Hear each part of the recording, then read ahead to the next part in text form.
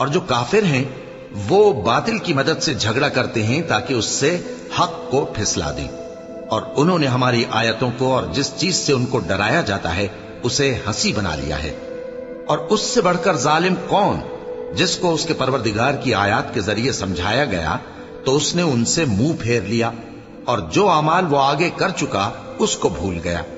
ہم نے ان کے دلوں پر پردے ڈال دیے کہ اسے سمجھ نہ سکیں، اور کانوں میں ثقل پیدا کر دیا ہے کہ سن نہ سکیں، اور اگر تم ان کو رستے کی طرف بلاؤ تو کبھی رستے پر نہ آئیں گے، اور تمہارا پروردگار بخشنے والا صاحب رحمت ہے۔ اگر وہ ان کے کرتوتوں پر ان کو پکڑنے لگے تو ان پر جھٹ عذاب بھیج دے، مگر ان کے لیے ایک وقت مقرر کر رکھا ہے کہ اس کے عذاب سے کوئی پناہ کی جگہ نہ پائیں گے۔ اور یہ بستیاں جو ویران پڑی ہیں، جب انہوں نے کفر کر کے ظلم کیا تو ہم نے ان کو تباہ کر دیا، اور ان کی تباہی کے لیے ایک وقت مقرر کر دیا تھا۔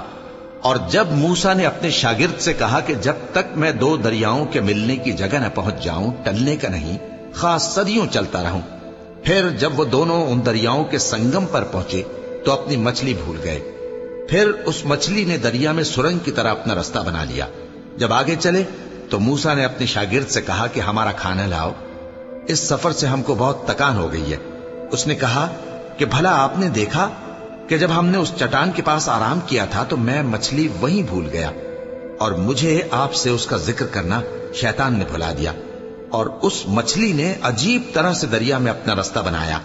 موسیٰ نے کہا یہی تو وہ مقام ہے جسے ہم تلاش کرتے تھے۔ تو وہ اپنے پاؤں کے نشان دیکھتے دیکھتے لوٹ گئے۔ وہاں انہوں نے ہمارے بندوں میں سے ایک بندہ دیکھا جس کو ہم نے اپنے ہاتھ سے رحمت خاص سے نوازا تھا، اور اپنے پاس سے ایک خاص علم بخشا تھا۔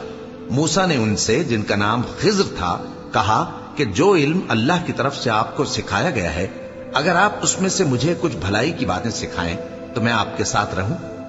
خضر نے کہا کہ تم میرے ساتھ رہ کر صبر نہیں کر سکو گے، اور جس بات کی تمہیں خبر ہی نہیں اس پر صبر کر بھی کیسے سکتے ہو؟ موسیٰ نے کہا اللہ نے چاہا تو آپ مجھے صابر پائیے گا، اور میں آپ کے ارشاد کے خلاف نہیں کروں گا۔ خضر نے کہا اگر تم میرے ساتھ رہنا چاہو تو شرط یہ ہے مجھ سے کوئی بات نہ پوچھنا جب تک میں خود اس کا ذکر تم سے نہ کروں۔